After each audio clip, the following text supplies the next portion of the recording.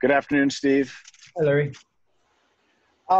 With the extra time that you've had to create a draft board, has it been easier, or have you been able to potentially make that an advantage? And someone have suggested after the first few picks of Lafreniere and Stützle and Byfield that, you know, there's a drop-off and then things get really interesting at your pick. How do you assess that situation? Well, first off, really we've had since March, probably once all the leagues, all the amateur leagues kind of officially, I guess, shut down in April.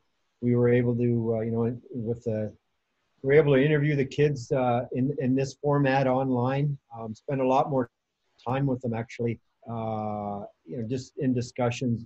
Chris Draper and our amateur scouting staff, I joined in many, not all, but many, but get a chance to spend time with them talking in this format. And in that sense, it was really good.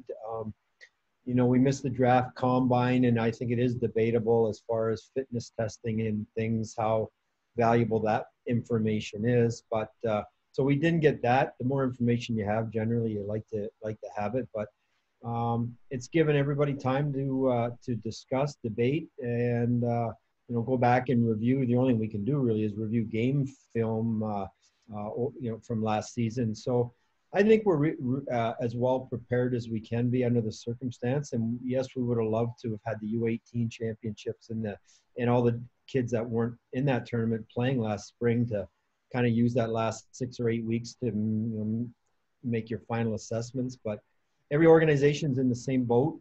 We all have the same information. So we're comfortable that we have enough information to make good decisions. As far as the draft order, I have no idea what is going to happen before us. We can assume. And I just say, at the 4th pick, we're pretty excited regardless how it plays out.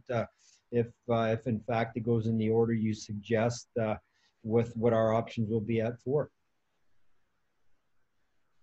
Our next question is from Brad Galley with WXYZ.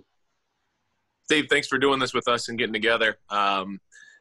As you watched Tampa win it this week, the way that roster was built, the way that you put so many of those pieces together, people in Detroit jumped and said, okay, great. Those are the signs that fans can look at and say, Steve's going to do that here in Detroit.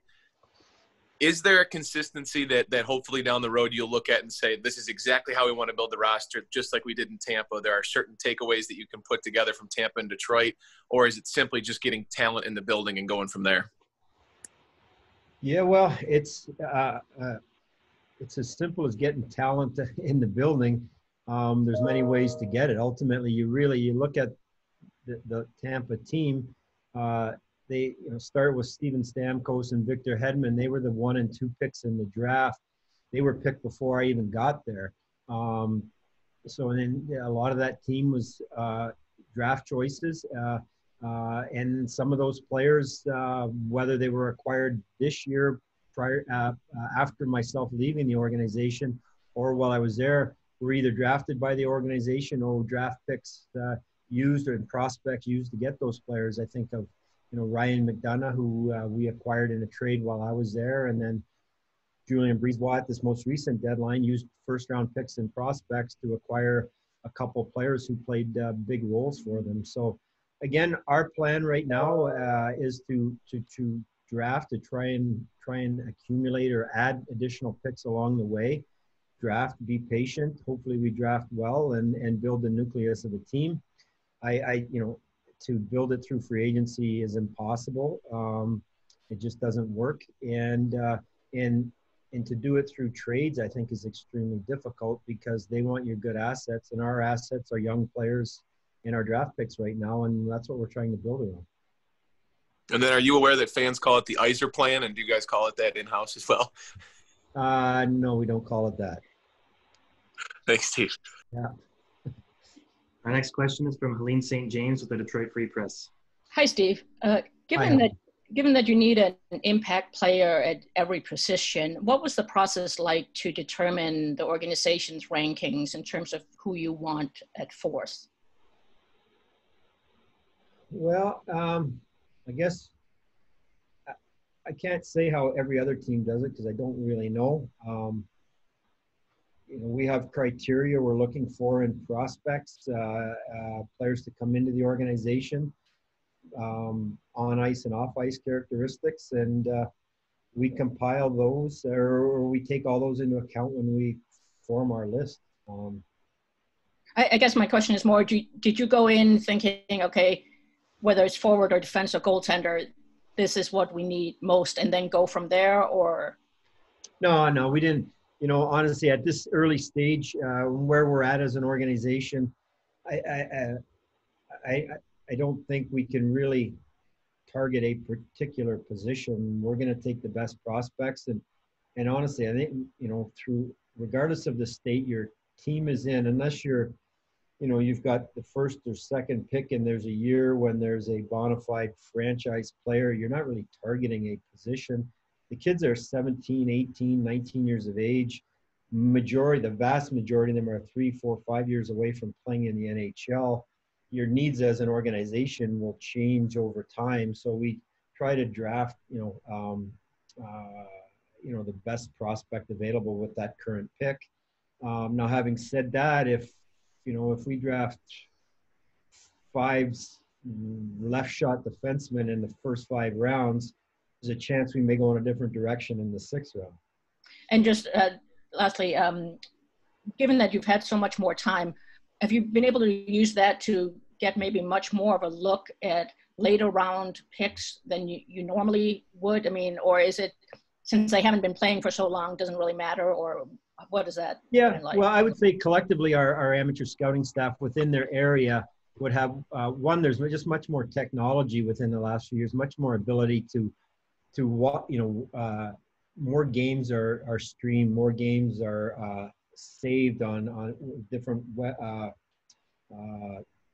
sites, different companies online where you have access to watch these kids' games. So our scouts within their area, they certainly had a lot of time over the course of the summer to go back and watch and review, and one, not only to reaffirm their beliefs, but two, like over the course of, the draft originally was slated for June, over the course of time, just to kind of refresh their memories and prepare for next week.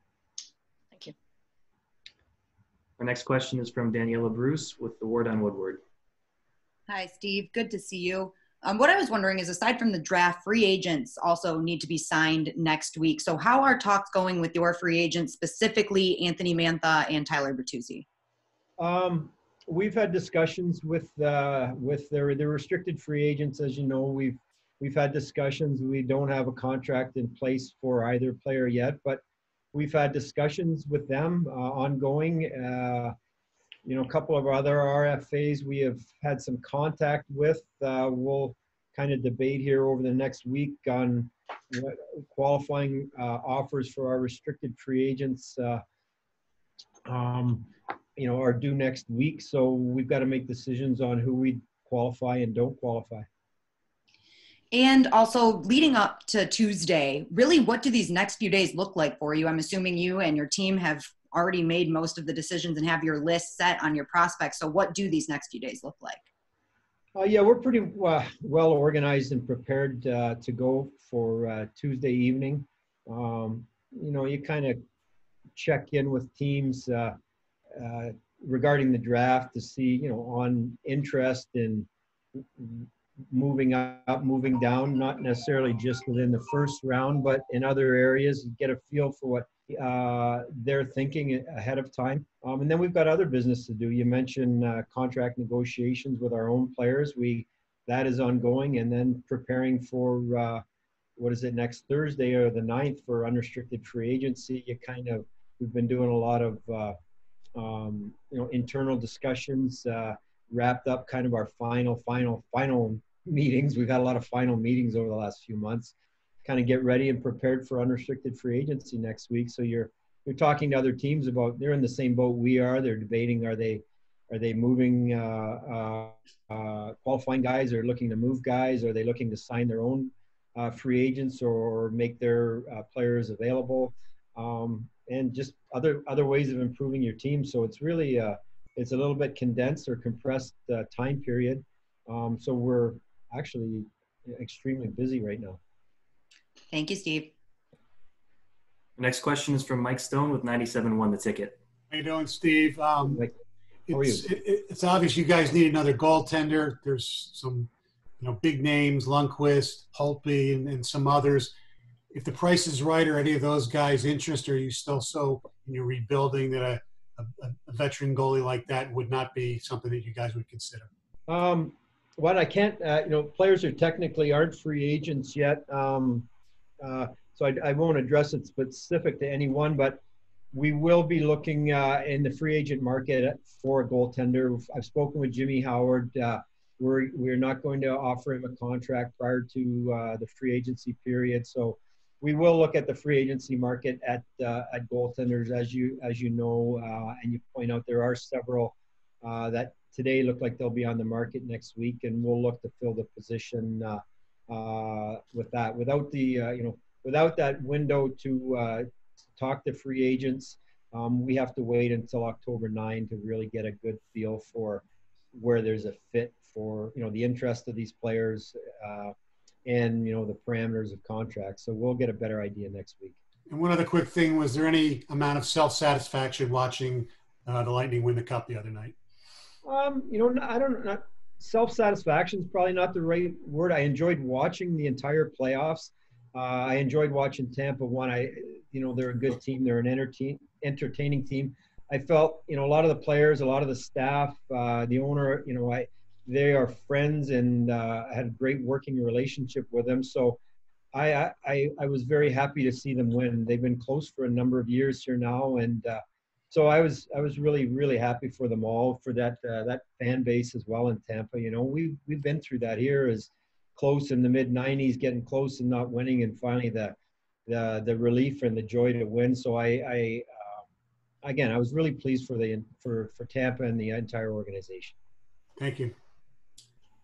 The next question is from John Neal with the Detroit News. Hi, Steve. Thanks for taking the time. Just wondering about the logistics of next week with a virtual draft. I mean, what's the setup going to be like for you? Who all is going to be with you?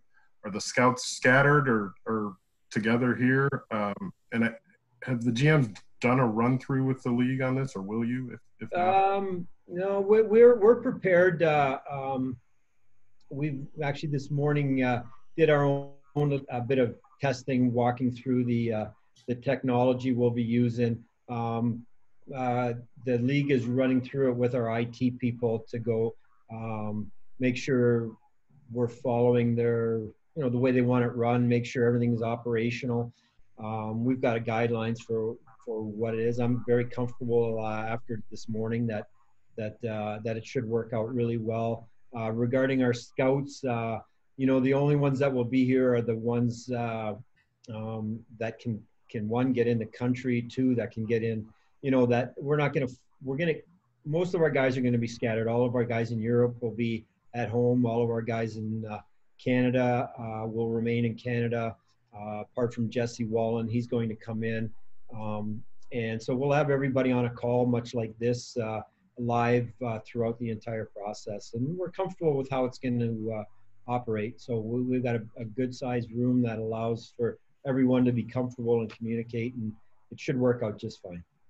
And then, we're talking here on a Thursday.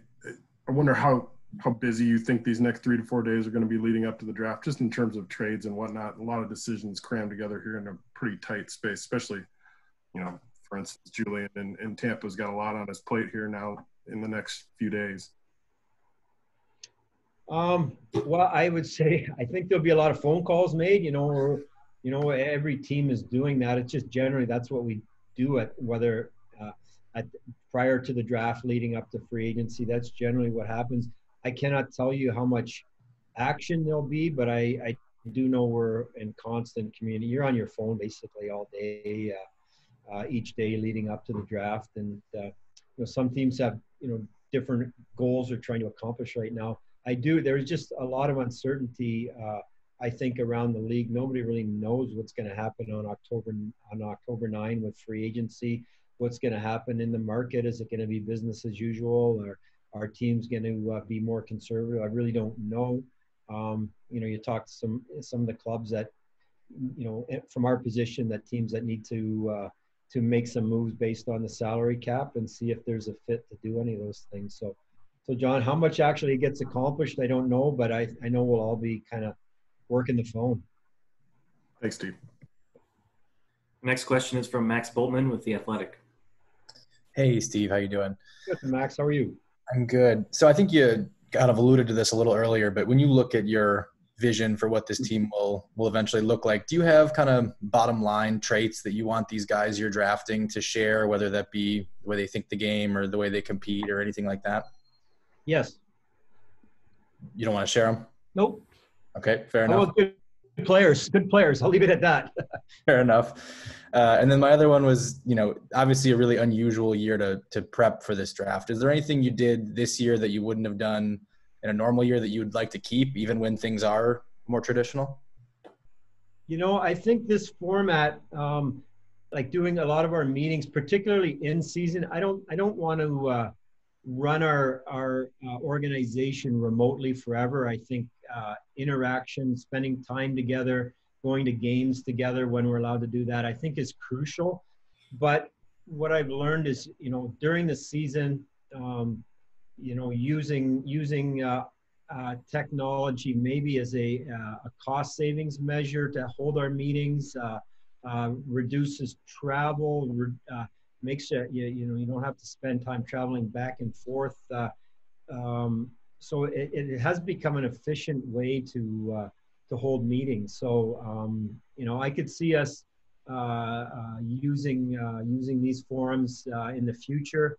I still like the one that we need to get out there, and you need to be in arenas. You need to be watching the players at every level live.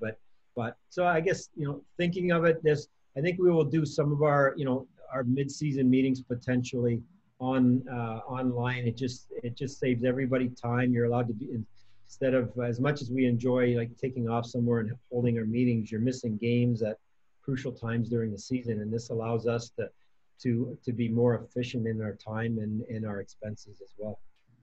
Thanks. Our next question is from Art Regner with the Word on Woodward. Hi, Steve. Hey, Art. Okay, I'm going to ask you this as far as criteria, and I know that you're not going to reveal very much, but for years we always heard that the Red Wings number one criteria when drafting a player, regardless of position, was hockey IQ. He can think the game, he has a passion for the game, he can anticipate the game, you can make him a Red Wing. I'm kind of curious, is that still the bottom line for you before you even look at all the other things, that if they don't have that high hockey IQ, you will not consider them? We take a lot of things into account, and you mentioned hockey IQ, there's all these, different skills and abilities that make a player a good player. They have to have a combination of the things we feel are important, and to what level. I can't tell you every player that's gone through the Red Wing organization in the last 20 years. There've been a lot of good players that their greatest strength was necessarily smart. Some of them were just so darn good.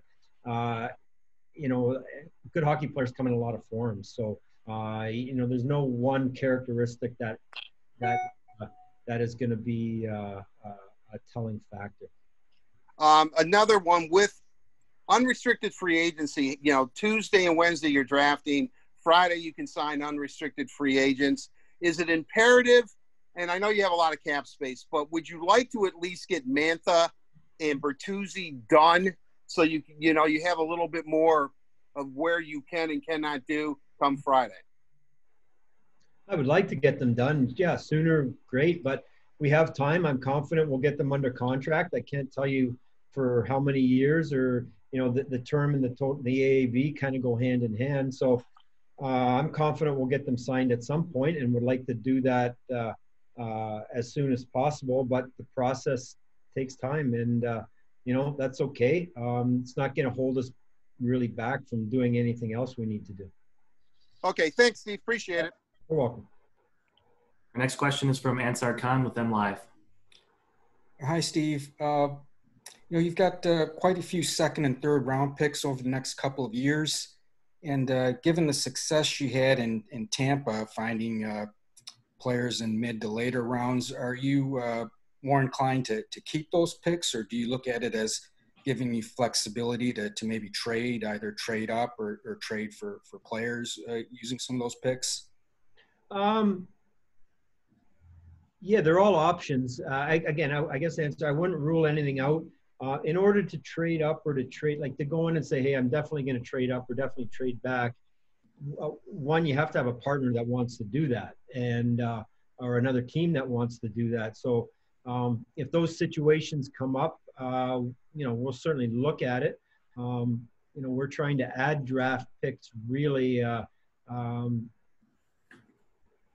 this point, but to use our picks to acquire players, it's something to consider for sure.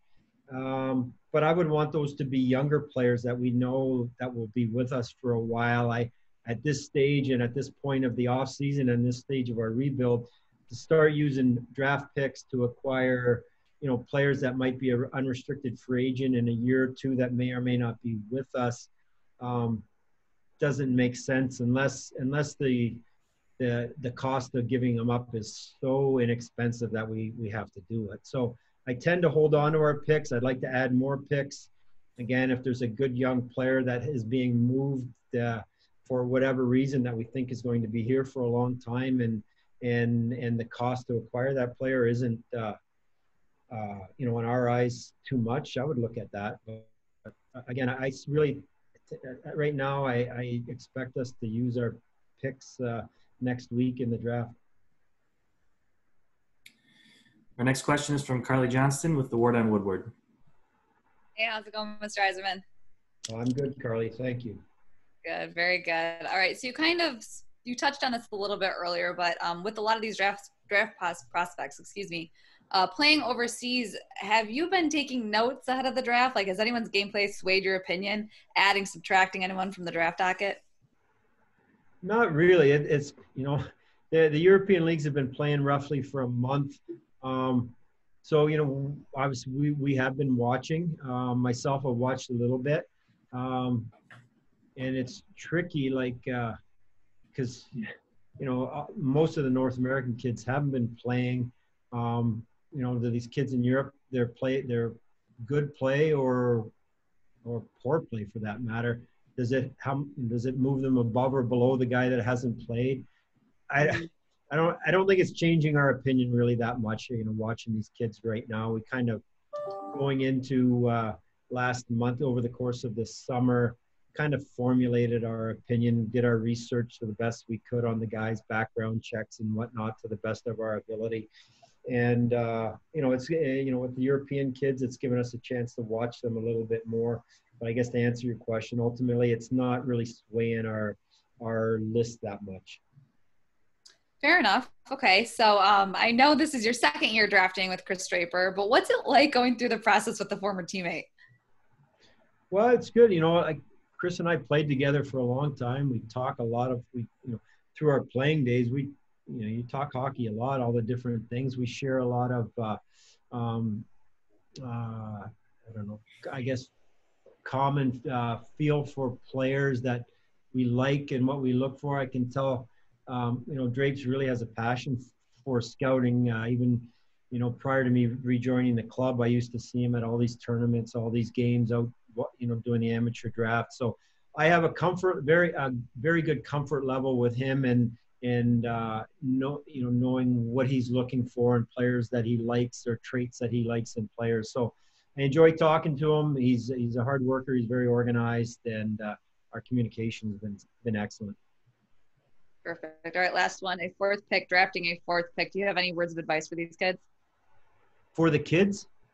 Yeah, the draft. Yeah. The draft is a really exciting day.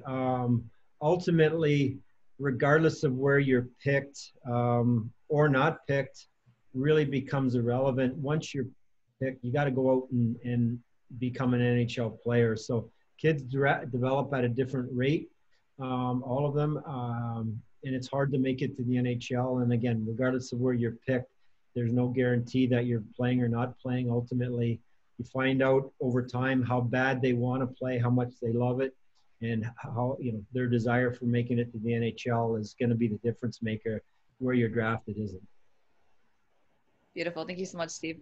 The next question is from Ted Colfin with the Detroit News. Hey, Steve. Thanks for doing this. Yeah, no problem. Hey, well, one for the draft and one in free agency. As far as the draft, how vital are those second and third and fourth round picks for you guys? It seems like, you know, the Wings organization and what you guys built in Tampa, I mean, you guys mined a lot of talent in those middle rounds. How important is that going to be here? Well, one, you need, you know, in order for your prospects to turn into players, you need draft picks, you know. So it's important for us really to try and hang on, try and add to the number of picks each year. And then ultimately we need some of them to turn into players. You know, as you go within each round and from round to round, the percentage of that, the likelihood of that player, that prospect turning into a player shrinks. So we can have, you know, the more picks we have gives us better odds, increases the odds of turning into players. But I just say, like, if you're not going to hit on your first round pick every year, unfortunately, as much as we'd like to think we will, the reality is history has shown teams don't. So you need players coming in later in the draft to keep you on target or expedite the process, because like I say, like, we're all competing for the free agent, the amateur free agents, whether they're European, whether they're in college in North America, coming out of junior, the kids that don't get drafted. There's very few that really have an impact, and we're all competing for the same ones. So to speed this thing up or to keep it on track even, we need some players turning into NHL, some prospects turning into NHL players in the second, even through the seventh round. In terms of free agency, Steve, are you guys going to be looking for shorter term deals, or are you guys ready to make like longer term commitments at this point? You know, I would say we'll be relatively conservative. Again, where there's a lot of uncertainty as to what the economic landscape of the NHL looks like in the next couple of years. You know, I wouldn't rule out anything. Again, it's got to make sense. You know, like the contract has to make sense. The AAV or the, you know, what you have to pay the player and the term depending on their age. So we're not opposed to anything, but it's got to make sense. But I think it's a fair kind of assumption that we'll be relatively conservative. Thanks, Steve. Yeah. Next question is from Nick Katsanika with NHL.com. Hey, Steve, sort of piggybacking on John Neo's logistics question, I'm kind of curious, in the past, how many trades have come about just by proximity, being in the same city and on the draft floor? And do you think that'll be a factor this time? And then when you've got your draft table, how difficult is it to talk about prospects in your list when you've got other people around, and how much easier will it be this time when you don't? Well, what I do like about being, like, we've got a nice conference room, nice spaced out conference room. It'll be a little bit quieter in there to have our internal discussions, and even when, you know, your phone starts ringing with another team, we don't have the, you know, like, it's just a little quieter. It seems it's going to be a little less hectic, you know, when you get, you know, and particularly in round one when the building is full, you know, and that depending on whose pick's coming up, the fans are chanting. There's a lot of buzz in the building, and a lot of people around. It can be very distracting. So I kind of like this format, actually. I think it's going to work really well. You know, you do not have the ability to just quickly, you know, like catch the eye of a general manager at the next table or whatnot and kind of give them a nod, meet me back here and have that brief conversation. But we've got multiple phone lines that, you know, and even, you know, like we do a lot of our business, sadly, through text now, like the rest of the world. You know, a quick text here or there, hopefully you send it to the right person.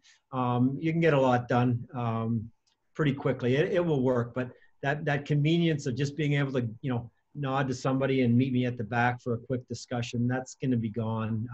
But well, again, it should work out just fine.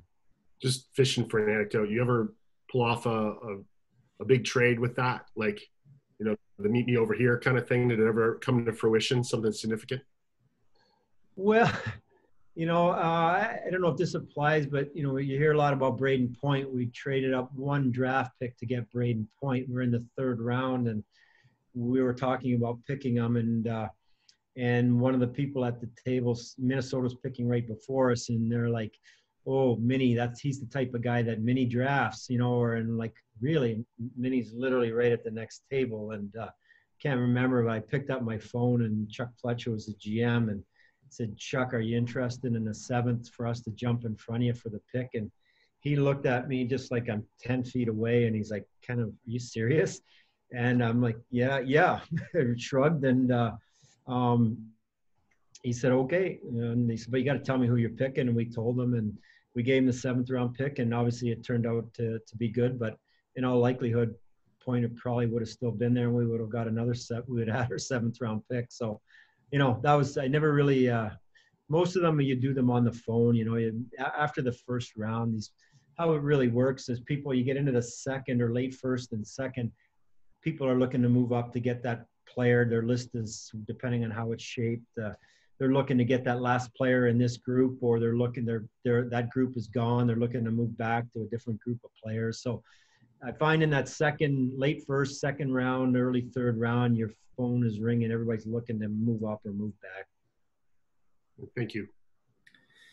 The next question will be from Bob Bonowski with the Detroit News. Hey there, Steve. Hope you're well. Thanks, Woj. You too. Sure. Thank you. It seems like with all this uncertainty, salary cap wise and everything else, it creates a lot of opportunity, and you already took advantage to a certain degree, getting a 2nd round pick and Mark Stahl. Is it almost like this is the rare time where the salary cap not going up and other teams needing relief is an advantage for you? And do you expect to be able to do more of that with teams needing to get rid of salary? I'm not really sure, Wojo, like how it's going to play out. You talk to teams, they're not necessarily sharing exactly what they're trying to do. Like, they have reasons for doing what they're doing. Once the opportunity with the Rangers came up, obviously we did it. We felt it made sense for us to do that. I have had some discussions with other general managers about, they're looking to create cap space, free it up. But it really depends on their level of urgency or what else they're trying to do for it to, to make sense. Like, we try to justify, what is a 2nd round pick worth? What is a 1st round pick worth if we're in effect buying that? And so some of these contracts have long term on them, and okay, how much do we want that player? How much can they help us? Weigh that against what they're, in some cases, what they're willing to add to that. And in sometimes it's worth it, sometimes it's not. And ultimately it comes down to, what their motivations are for doing it. So we're open to it. We have the ability to do it if we want. Right now, I'm not really sure. Based on the discussions I've had, that I really expect anything to come along that will make sense for us to do it. But there's still plenty of time. And again, it doesn't even necessarily have to be done between now and the 9th. This could happen over the course of the summer. So it remains to be seen. But again, or the off season, not the summer. We're in a position to take advantage of maybe an opportunity like that, or I don't want to say take advantage, but maybe benefit from it. Just a quick follow-up. Is there any such thing as too many draft picks? I don't, 20 over 2 years, I know probably not, but wouldn't that be tempting to package some of those to move up? Or I don't know if you can move into the 1st round with a bunch of picks, or is there no such thing as too many draft picks?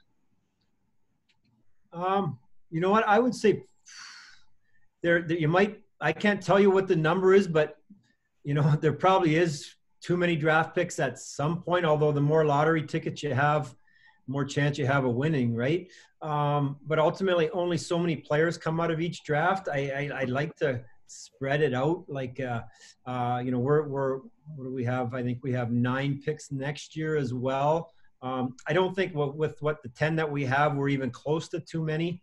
But I I would agree with you somewhat that at some point, use those picks to do other things. Just depends on what it is. Likewise, I just don't feel for us it makes sense to use any of our draft picks for somebody that's a short-term player that's not going to be here when we need it. I'd rather replace that, fill that hole through a free agent, more shorter term than maybe giving up a second or a third. Now, somebody has a good young player that they want to move, that's a fit for us, we would look at it, but we're not giving up the 4th round pick or the 4th overall pick to do that. It's got to be a pretty special player, and teams aren't moving their special players. Our next question is from Art Regner with the Ward on Woodward. Hello again, Steve. This is kind of a clarification question. You have several prospects playing in Europe right now. I could list them: Zadina, Rasmussen, McIsaac. Just to make sure, when the Red Wings resume again, whenever that may be, they are coming back, right? They're not gone to Europe forever. Not forever, Art. No. Okay, so they will be here. With that said, have you petitioned the league yet to make sure that you and the 6 other non-playoff teams can have training camp early?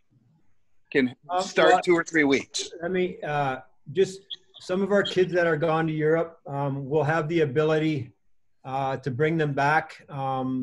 Should we start up?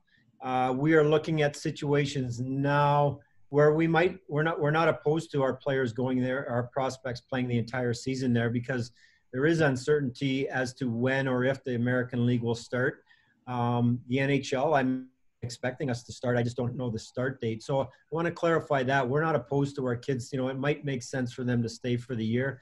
And some of the European leagues and the teams are saying they're not interested in players coming short term. So if we have to leave them for the season there for 1 year under these circumstances, and depending on where and what league they're in, we're not opposed to that. So as far as part 2, Art, of your the non-playoff teams, the 7 of us, yes, we've had discussions. Nothing's finalized yet, but we've had discussions with them as to, some form of earlier start date for our training camp. So not finalized yet, but I think we'll be in a position to do something starting a little bit earlier. Thank you. Yep. The next question will go back to Mike Stone with 97.1 The Ticket. Steve, I don't know if you can talk about individual players and their attributes, not whether you take them or not, but I was interested in what you thought of 2 guys in particular, Perfetti and Drysdale. They're both really good young players.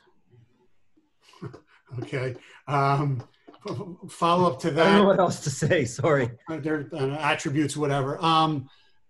When it comes to deciding between one player or another, does the competition that they played in, how much does that matter? We've always heard in football, if it's between the SEC and a lesser conference, sometimes they'll take the SEC player because the competition level is better. How much does the league where these kids play from matter to you?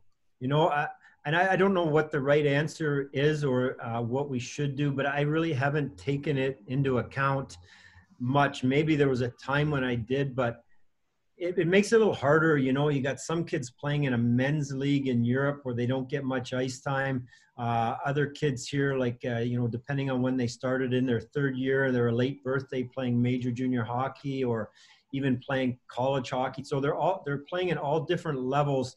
It makes it tricky. And again, I just go back to Cale Makar was playing in the Alberta Junior League, Tier 2 league in Canada. And I went and watched him play, and he was just so good. You couldn't help but think he kind of could do whatever he wanted. The one particular game I went to, I think they won 12-0. So it was hard to judge him, but he just had these his skating and puck skills and his thinking, he just jumped out at you. So you would hate to hold him back for playing in a weaker league. And as a result, Colorado probably took him higher than a lot of teams may have had him just based on the league he was playing in. So honestly, I really don't take the league into account. It just makes it tricky because some of them don't play a lot and or don't put up big numbers, particularly the European kids don't put up big numbers. They're playing in men's leagues. So it's just one more X factor or one more factor that makes it hard to really judge them all equally. Our last question today, we'll go back to Helene St. James, the Detroit Free Press. Hey, Steve, just to clarify the conference rooms, you guys will be at Little Caesars on Tuesday. Helene, I will not confirm our location or whereabouts. Okay.